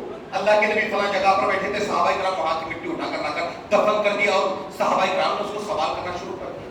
کوئی ایک روایت, کوئی ایک روایت. نبی سے بڑھ کر کوئی چیز ہو سکتی ہے, نبی سے بڑھ کر کوئی شخصیت دنیا کے اندر ہو سکتی ہے. نبی سے بڑھ کر کوئی شخصیت دنیا کے اندر نہیں ہے, نبی سے بڑھ کر کوئی شخصیت دنیا کے اندر نہیں ہے. کیونکہ نبی کے اوپر اللہ نے قرآن مجید کو اتارا, نبی کے اوپر اللہ نے شریعت کو مکمل کر دیا ہے. اب اس کے بعد شیخ عبد القادر جیلانی ہے, جتنے بڑے بڑے اولیاء کرام آئے, لیکن نبی کے مقام کو پا سکتے ہیں؟ نہیں پا سکتے. نبی کے مقام کو کوئی نہیں پا سکتا ہے. اللہ رب العالمین نے جتنی چیزوں کا ذکر اپنے نبی کے ذریعے سے کروانا تھا, ساری چیزوں کا ذکر کروا دیا, ساری چیزوں کا. کبھی قیامت کے دن یہ ذکر بھی رہا ہے کہ جب لوگوں کا حساب و کتاب روک دیا جائے گا, لوگ جو ہے میدان حشر میں کھڑے ہوں گے, پسینے کے اندر شرابور ہوں گے. کیا کسی نے کہا ہے اگر یہ حکم ہوتا اللہ رب العالمین اپنے نبی کے ذریعے سے کہلواتا, دیکھو آپ کی امت میں ایک آدمی آئے گا جس کا نام فلاں ہوگا, وہ جو ہے اس امت کی سفارش کرے گا, وہ اس امت کے حساب و کتاب کے بارے میں کہے گا. اللہ تعالیٰ اپنے نبی کے ذریعے سے کہلواتا کہ اللہ کے نبی کے ذریعے سے یہ بات کہلوائی گئی ہے کہ شیخ عبد القادر جیلانی حشر کے میدان میں آئیں گے اور آ کر جو ہے اس امت کی سفارش کریں گے. کہا ہے نہیں کہا ہے, اپنے نبی کے ذریعے سے کہلوایا ہے کہ دیکھو جب تک آپ آ کر اس امت کی سفارش نہیں کریں گے, اس امت کی سفارش نہیں کریں گے, اس وقت تک اس امت کا حساب و کتاب بھی نہیں شروع کیا جائے گا. اللہ میرے بھائیوں, آج ہم یہ چیزیں کر رہے ہیں, یہ ساری شرکیات, یہ ساری بدعتیں, یہ خرافاتیں آج ہمارے معاشرے کے اندر ہے. ہم اس کے بعد بھی کہتے ہیں ہم جنت میں چلے جائیں گے. کیسے جنت میں چلے جاؤ گے, کیسے جنت میں چلے جاؤ گے بتاؤ میرے بھائیوں. اللہ کے نبی نے فرمایا جہنم اس کو اپنی آغوش میں لے لے گی. 3 قسم کے آدمی ہوں گے جس کے بارے میں, پہلا آدمی کے بارے میں اللہ کے نبی نے فرمایا وہ آدمی جو اللہ کے ساتھ میں اور معبود کی تصدیق کرنے والا, اور معبود کی تصدیق کرنے والا, اس آدمی کو جہنم اپنی آغوش میں لے گی. دوسرا وہ آدمی ہوگا جو شیخ بازی کیا کرتا تھا. تیسرا وہ آدمی تھا جو قیامت کا انکار کرنے والا ہوگا, قیامت کا انکار کرنے والا ہوگا, یہاں تک کہ جہنم ان کو لے لے گی. اس کے بعد اللہ کے نبی فرماتے ہیں کہ جو پل ہے, اس پل کا ذکر کرتے ہیں کہ وہ بال سے زیادہ باریک ہے, بال سے زیادہ باریک ہے, تلوار سے زیادہ تیز ہے, اس کے دونوں جانب آنکس لگے ہوئے ہیں, سادان کے کانٹے لگے ہوئے ہیں, ادھر جھکا تو کانٹا لگا, ادھر جھکا تو کانٹا لگا. لیکن بیان کرتے ہیں اہل ایمان کوئی بجلی کی رفتار سے چلا جائے گا, کوئی بجلی کی رفتار سے اس پل کو پار کرے گا. جس کا ایمان جیسے ہوگا وہ اس طریقے سے اس پل کو پار کرے گا. کوئی بجلی کی رفتار سے, کوئی ہوا کی رفتار سے, کوئی گھوڑے کی رفتار سے, کوئی اونٹ کی رفتار سے. جس کا ایمان جیسے کمزور ہوگا وہ ٹھوکریں کھاتے ہوئے اس پل کو پار کرے گا. جو مشرک ہوگا, کافر ہوگا, وہ کٹ کر جہنم کے اندر گر جائے گا, وہ کٹ کر جہنم کے اندر گر جائے گا. میرے بھائیوں, اہل ایمان والے بننے کی کوشش کرو. اہل ایمان والے کس کو کہتے ہیں؟ جو کتاب اللہ پر چلتے ہیں, جو سنت رسول پر عمل کرتے ہیں, وہ لوگ اہل ایمان ہے. اللہ رب العالمین ایسے لوگوں کو جہنم کے عذاب سے بچا لے گا، جہنم کے عذاب سے۔ میرے بھائیو یہ جہنم کا تذکرہ کرتے چلے جائیں گے تو ابھی بہت لمبا تذکرہ، بہت لمبا تذکرہ ہے۔ تھوڑا وقت کا کچھ حصہ جنت کے بارے میں بھی سنیں، جنت کے بارے میں۔ جنت کیسی ہے، جنت کیسی ہے؟ ہم اس حدیث کے ذریعے سے جنت کا آغاز کرتے ہیں۔ پہلے حضرت عبداللہ بن مسعود راوی حدیث ہے، حضرت عبداللہ بن مسعود راوی حدیث ہے، وہ کہتے ہیں اللہ کے نبی نے فرمایا جو جہنم سے سب سے آخر میں نکلے گا، کون؟ جو جہنم سے سب سے آخر میں نکلے گا، وہ جہنم اس کی آگ اس کو جھلتا دے گی، جلا دے گی، ٹھوکریں کھاتے ہوئے وہ جہنم کے باہر آئے گا اور جہنم کو دیکھ کر کہے گا بڑی بابرکت ہے وہ ذات جس نے مجھے تجھ سے نجات دلا دی۔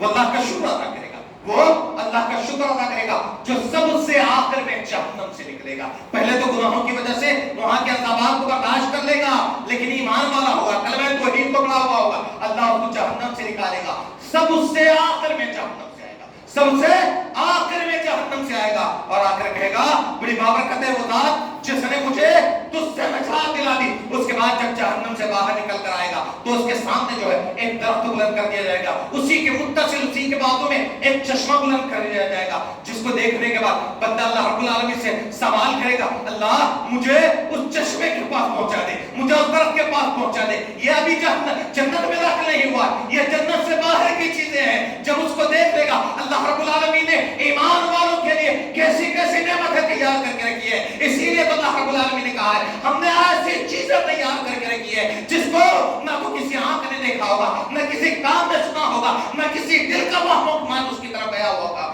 ہم نے ایسی چیزیں ایمان والوں کے لیے تیار کر کے رکھی ہے جو دنیا کے اندر تکلیفیں اٹھا کر آئے، جو دنیا کے اندر مصیبتیں اٹھا کر آئے، جو دنیا کے اندر پریشانیوں کو برداشت کر کے آئے۔ ہم نے ایسے لوگوں کے لیے بڑی نعمتوں کو تیار کر کے رکھا ہے کہ حدیث کے اندر آتا ہے کہ جو دنیا کے اندر سب سے زیادہ پریشانیوں کے اندر اپنی زندگی کو گزارا، اپنی زندگی کو تکلیفوں کے اندر گزارا، کل میدان حشر کے اندر لایا جائے گا، اللہ رب العالمین حکم دے گا کہ جاؤ جا کر ایک مرتبہ اس کو جنت کی سیر کرا کر لاؤ۔ تو اس کو جب جنت کی سیر کرا کر لایا جائے گا تو دنیا کے سارے غموں کو بھلا دے گا، وہ دنیا کے سارے غموں کو بھلا دے گا۔ تو میرے بھائیو یہ جنت ہے، یہ جنت ہے۔ تو میرا وقت بھی ہو چکا ہے، تو میں جو ہے دو چار باتیں جنت کے تعلق سے آپ لوگوں کو بتاؤں گا۔ سب سے پہلے حضرت عبداللہ بن مسعود کی وہ روایت کہ جب نکلے گا تو اس کے سامنے جو ہے بالکل ایک درخت بلند کر دیا جائے گا، ایک درخت، ایک چشمہ بلند کر دیا جائے گا، جس کو دیکھ کر بندہ اللہ رب العالمین سے التجا کرتے ہوئے کہے گا اللہ مجھے اس درخت کے پاس پہنچا دے تاکہ میں اس کا سایہ حاصل کر لوں، میں اس کا ٹھنڈا پانی پیوں۔ اللہ رب العالمین کہے گا دیکھ اگر میں نے تجھ کو یہ چیز عطا کر دی تو تو پھر کوئی اور سوال کرے گا، یہاں تک کہ بندے اور رب کے درمیان عہد و پیمان ہوگا، وعدہ لیا جائے گا، اس کے بعد اب کوئی دوسری چیز کا سوال نہیں کرے گا، اس کے بعد اب کسی دوسری چیز کا سوال نہیں کرے گا۔ بندہ کہے گا کہ ہاں اللہ اب اس کے بعد کوئی اور چیز کا سوال نہیں کروں گا، اللہ بندے کو معذور قرار دے گا۔ اس کے بعد لا کر جو ہے اسے اس درخت کے پاس پہنچا دیا جائے گا، وہ درخت کے پاس پہنچے گا، اس کے بعد اس کا پانی پیے گا اس چشمے کا، اسی کے سامنے پھر ایک اور درخت جو اس سے زیادہ خوشنما ہوگا، اس سے زیادہ خوشنما ایک چشمہ ہوگا جو اس کے سامنے بلند کر دیا جائے گا، جس کو دیکھنے کے بعد بندہ اللہ رب العالمین سے سوال کرتے ہوئے کہے گا اللہ مجھے اس درخت کے پاس پہنچا دے تاکہ میں اس کا سایہ حاصل کر لوں گا، تاکہ اس کے چشمے کا پانی پیوں گا۔ اللہ رب العالمین کہے گا اے میرے بندے کیا میں نے تجھ سے عہد و پیمان نہیں لیا تھا، کیا تو نے مجھ سے وعدہ نہیں کیا تھا کہ اس کے بعد اور کوئی سوال نہیں ہوگا؟ بندے کو اللہ پھر معذور قرار دے گا، پھر اٹھائے گا، پھر عہد و پیمان ہوگا، اسے اس درخت کے پاس پہنچایا جائے گا، اس کے چشمے کا پانی پیے گا، اس کے ساتھ پھر ایک اور درخت بلند کر دیا جائے گا، بندہ پھر سوال کرے گا، اللہ پھر معذور قرار دے گا، یہاں تک کہ اسے لے جا کر جنت کے بالکل سامنے والے درخت کے پاس بٹھا دیا جائے گا، اس کے چشمے کے پاس بٹھایا جائے گا۔ اس کے بعد بندہ سوال کرتے ہوئے جب جنتیوں کی آوازیں سنے گا، جنتیوں کی آوازیں سنے گا، سن کر کیا کہے گا اللہ ایک مرتبہ میں جنت کے اندر جا کر دیکھنا چاہوں گا۔ کیا کہے گا اللہ جنت کے اندر ایک مرتبہ جا کر دیکھنا چاہوں گا۔ اللہ رب العالمین کہے گا اے میرے بندے بتا تو صحیح یہ تیرا سوالات کا سلسلہ کس طرح ختم ہوگا، یہ تیرے سوالات کا سلسلہ کس طرح ختم ہو گیا؟ کیا تو اس بات سے راضی ہو جائے گا؟ کیا تو اس بات سے راضی ہو جائے گا جتنا دنیا کے اندر تجھے ملا اتنا تجھے یہاں جنت کے اندر دیا جائے گا؟ تو کیا تیرا یہ باتوں کا سلسلہ ختم ہو جائے گا؟ اتنا کہنا کہا. جب وہ کہنے لگا تو وہ بندہ جو ہے اللہ رب العالمین سے مخاطب ہو کر کہتا ہے اے اللہ تو رب العالمین ہو کر مجھ سے مذاق کرتا ہے, رب العالمین ہو کر مذاق کرتا ہے. اللہ رب العالمین کہے گا جا, ہم نے جنت کے اندر تجھے اتنی جگہ دی تھی, اتنی جگہ دے دی ہے جنت کے اندر. جنت کے اندر میرے بھائیو ایک درخت جو ہوگا, ایک درخت جو ہوگا, اس کا سایہ جو ہوگا, اللہ کے نبی فرماتے ہیں کہ ایک آدمی تیز رفتار سواری پر سوار ہوگا, جب نکلے گا اس درخت کے نیچے سے تو 100 سال تک چلے گا. کتنے سال تک؟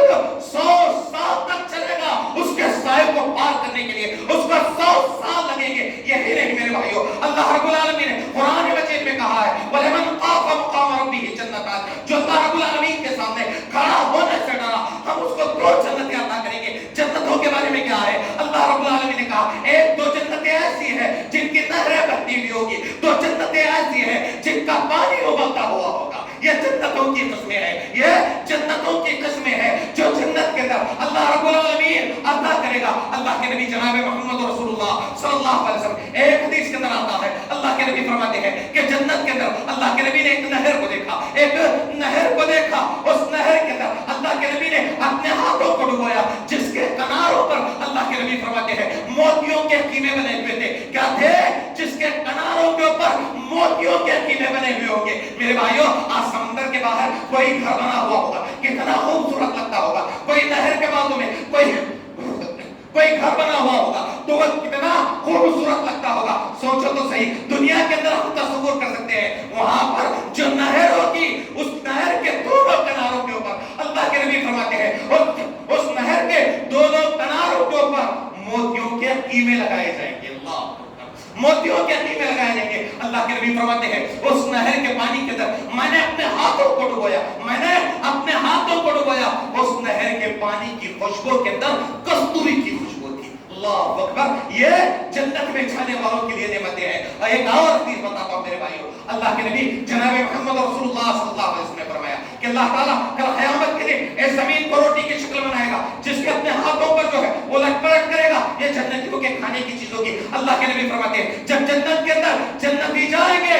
سب سے پہلے ان کو جو چیز پیش کی جائے گی اس کے بارے میں آتا ہے وہاں پر ان کے کھانے جو ہوں گے وہ جنتیوں کو جو دیے جائیں گے بالام اور نون ہوں گے. بالام کے بارے میں آتا ہے کہ یہ بالام اور نون مچھلی اور بیل ہوں گے. تو سب سے پہلے جب وہاں پر وہ داخل ہوں گے تو انہیں جو ہے مچھلی کے کلیجے کا ایک مخصوص حصہ تحفتاً پیش کیا جائے گا. جیسی جنت میں جنتی پہنچیں گے یہ جو ہے جنت کے غذائیں ہیں. میرے بھائیوں سوچو مچھلی کے کلیجے کا مخصوص حصہ اللہ رب العالمین نے کیسے بنایا ہوگا, وہ کیسی مچھلی ہوگی, وہ کیسی مچھلی ہوگی کہ ایک روایت کے اندر آتا ہے کہ 70,000 لوگ جو ہے اس کو کھائیں گے, اس سے سیراب ہوں گے. جب جنت میں جنتی سب سے پہلے جائیں گے تو مچھلی کے کلیجے کا مخصوص حصہ تحفتاً ان کو پیش کیا جائے گا. اس کے بعد فرماتے اللہ کے نبی کہ انہیں جو ہے ان کے کھانے کے لیے جنت کے کناروں پر ایک بیل چڑھا ہوا رہے گا. اس کو لا کر جو ہے جنتیوں کے لیے ذبح کر دیا جائے گا,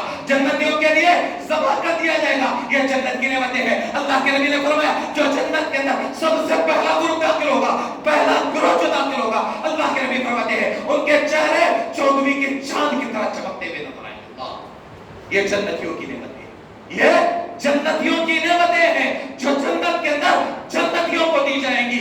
تو جنت کے اندر جب پہلا گروہ جو داخل ہوگا ان کے بارے میں اللہ کے نبی نے فرمایا ان کے چہرے چودھویں کے چاند کی طرح ہوں گے. جو دوسرا گروہ داخل ہوگا ان کے چہرے جو چمکتے ہوئے ستارے ہوں گے, سب سے زیادہ روشن جو ستارے ہوں گے ان ستاروں کی طرح ہوں گے. وہاں پر جب جنت میں جائیں گے, جنت میں جائیں گے تو انہیں سارے چیزوں سے پیک ہوگا, نہ پیخنا ہوگا, نہ پیشاب ہوگا, نہ بلغم ہوگا, نہ تھوک ہوگا. ہر چیز سے وہ پاک ہوں گے, ہر چیز سے وہ پاک ہوں گے. اور انہیں جو ہے کستوری کی خوشبو کی طرح ایک چیز دی جائے گی یہ جنت کے اندر. اور ہر جنتی کی 2 بیویاں ہوں گی, ہر جنتی کی 2 بیویاں ہوں گی. میرے بھائیوں یہ ایسی عورتیں دی جائے گی جن کے بارے میں اللہ کے نبی نے فرمایا ان کے پیر کی گھٹلیوں کا گودا جو ہے ان کے گوشت کے باہر سے نظر آئے گا. اس طرح خوبصورت عورتیں جنت کے اندر جنتیوں کو دی جائے گی. اس طریقے کی بے شمار چیزیں ہیں جنت میں. بازار ہے, جنت میں نعمتیں ہیں, جنت میں بہت ساری چیزیں ہیں. میرے بھائیوں یہ صرف کچھ چیزیں تھی جس کے بارے میں نے آپ کے سامنے تذکرہ کیا ہے. کچھ مختصر سا خاکہ جنت کا میں نے آپ سامنے رکھا ہے یہ جنت یہ ہے اور کن لوگوں کو دی جائے گی. اللہ رب العالمین نے قرآن مجید میں کہا قد افلح المؤمنون قد افلح المؤمنون الذین هم فی صلاتهم خاشعون. وہ لوگ جو اپنی نمازوں کے اندر خشوع اور خضوع اختیار کرتے ہیں, وہ لوگ زکات ادا کرتے ہیں, وہ لوگ جو لغو باتوں سے پرہیز کرتے ہیں, وہ لوگ جو اپنی شرمگاہوں کی حفاظت کرتے ہیں, وہ لوگ جو اپنی امانتوں اور اپنے عہد و پیمان کا پاس و لحاظ رکھتے ہیں, وہ لوگ جو اپنی نمازوں کی حفاظت کرتے ہیں. اس کے بعد اللہ رب العالمین نے کہا اولئک هم الوارثون. کیا کہا اللہ رب العالمین نے؟ اولئک هم الوارثون. یہی لوگ وارث ہیں. کس کے وارث ہیں؟ یہی لوگ جنت الفردوس کے وارث ہیں. کس کے وارث ہیں؟ جنت الفردوس کے وارث ہیں. کون لوگ ہیں؟ قد افلح المؤمنون, کامیاب ہونے والے. پہلا کون ہے؟ جو اپنی نمازوں کے اندر خشوع اور خضوع اختیار کرتے ہیں. کیسا خشوع خضوع؟ آج ہم ادھر ادھر دیکھتے ہیں میرے بھائیو, یہ صحیح نہیں, یہ صحیح نہیں ہے. اپنے خیالات کو, دل کے خیالات کو بالکل اللہ رب العالمین کے لیے کرنا ہے. ادھر ادھر کے خیالات دل کے اندر نہ پیدا ہونا ہے, نہ اپنے بالوں کو کھجانا ہے, نہ اپنے کپڑوں کو درست کرنا ہے, نہ کسی چیز کو درست کرنا ہے. یہ نماز کے اندر کیا ہے؟ خشوع اور خضوع ہے. ایسے لوگ ہوں گے جو نمازوں کے اندر خشوع اور خضوع اختیار کرتے ہیں, رب سے ڈرتے ہیں. ایسے لوگ, اس کے بعد کہا, جو اپنے مالوں کی زکات نکالتے ہیں.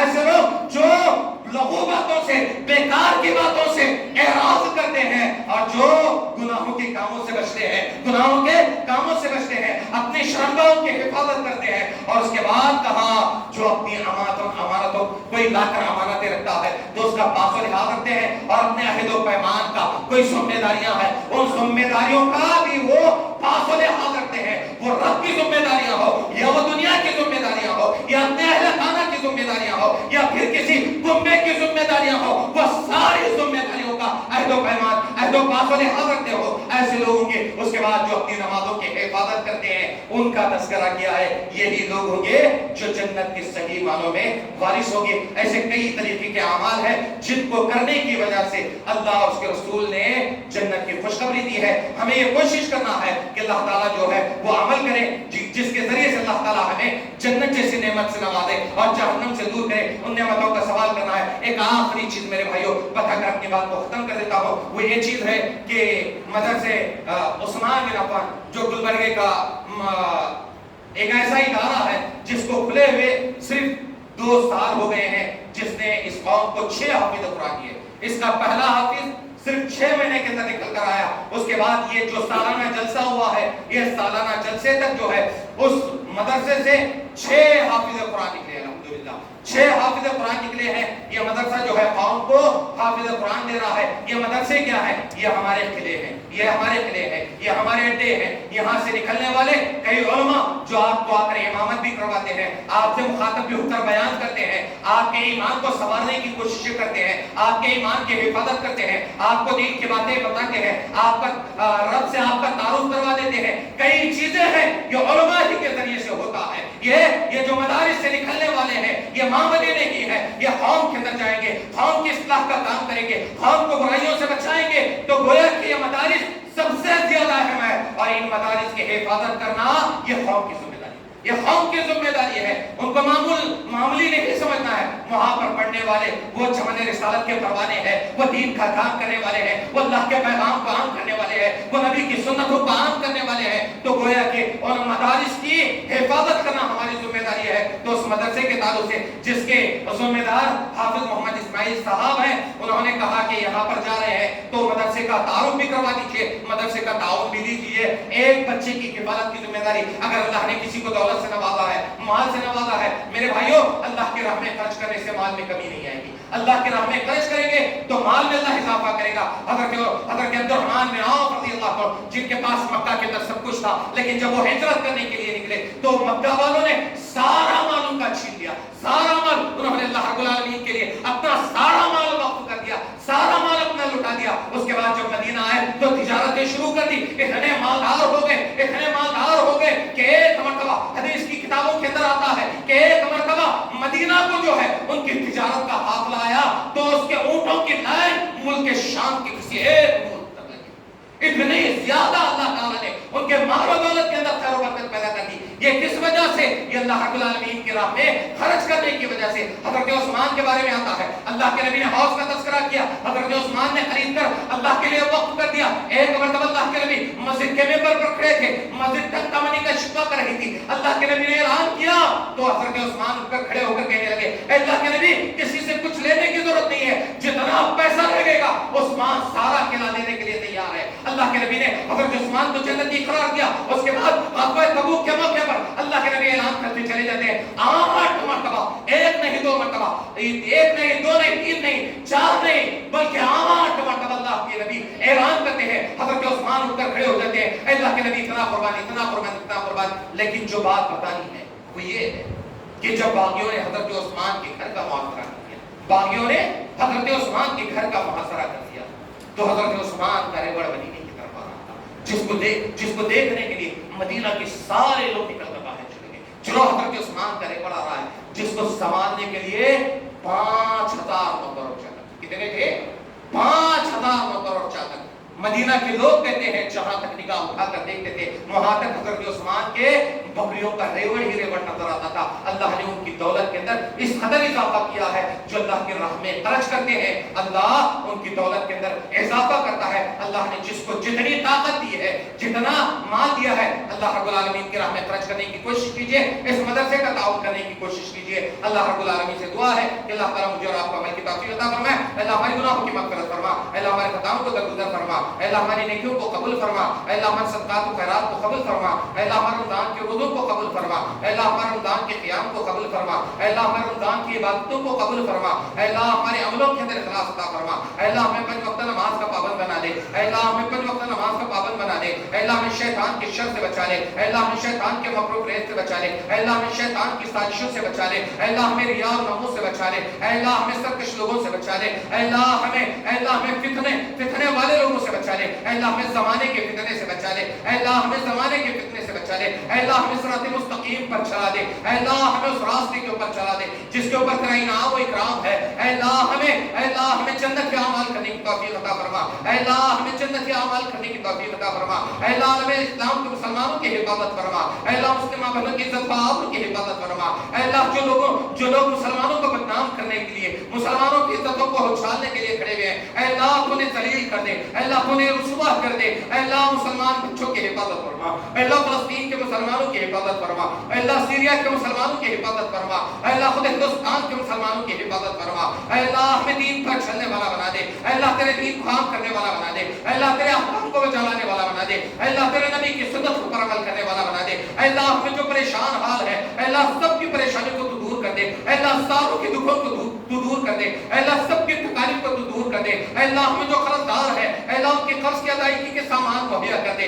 اللہ ہمیں جو بے روزگار ہے اللہ ان کے لیے روزی کے انتظامات فرما, اللہ ہمارے گناہوں کی مغفرت فرما, اللہ ہمارے خطاؤں کو درگزر فرما, اللہ ہمیں نمازوں کا پابند بنا دے, اللہ ہمیں دین پر چلنے کا پابند بنا دے, اللہ ہمارے گھروں کے اوپر سکونت نازل فرما, اللہ ہمارے گھروں کے اوپر خیر و برکت نازل فرما, اللہ ہماری تجارتوں کو نقصان سے بچا لے, اللہ ہماری تجارتوں کو نقصان سے بچا لے, اللہ ہماری تجارتوں کو نقصان سے بچا لے, اللہ ہمیں خیر کی دعوت دینے والا بنا دے, اللہ ہمیں بھلائی کے راستے پر چلنے والا بنا دے, اللہ ہمیں بھلائی کے راستے پر چلنے والا بنا دے, اللہ ہمیں طرح طرح کی بیماریوں سے بچا دے, اللہ ہمیں جو بیمار حال ہے اللہ کو شفا کلی عطا فرما, اللہ انہیں شفا کامل عاجلہ عطا فرما, اللہ ہمارے دین کی حفاظت فرما, اللہ ہمارے ایمان کی حفاظت فرما, اللہ ہمارے ایمان کی حفاظت فرما, اللہ ہم سے پہلے جو قبروں کے آغوش میں پہنچ گئے اللہ انہیں کربٹ کرنا سکون عطا فرما, اللہ ان کی قبروں کو حد نگاہ تک کشادہ فرما, اللہ ہمیں پل صراط پر سے آسانی سے گزار دے, اللہ ہمیں میدان حشر کی رسوائی سے بچا لے, اللہ ہمیں جہنم کے عذاب سے بچا لے, اللہ ہمیں جہنم کے عذاب سے بچا لے, اللہ ہمیں جہنم کے عذاب سے بچا لے, اللہ ہمیں جنت کا عمل کرنے کی توفیق عطا فرما, اللہ ہمیں جنت میں جنت الفردوس عطا فرما, اللہ ہمیں جب تک اس دنیا میں ایمان پر اسلام پر اللہ جب ہمارا خاتمہ فرما تو خاتمہ بالخیر فرما, آمین ثم آمین, سبحان ربک رب العزت عما یصفون والسلام علی المرسلین والحمد للہ رب العالمین.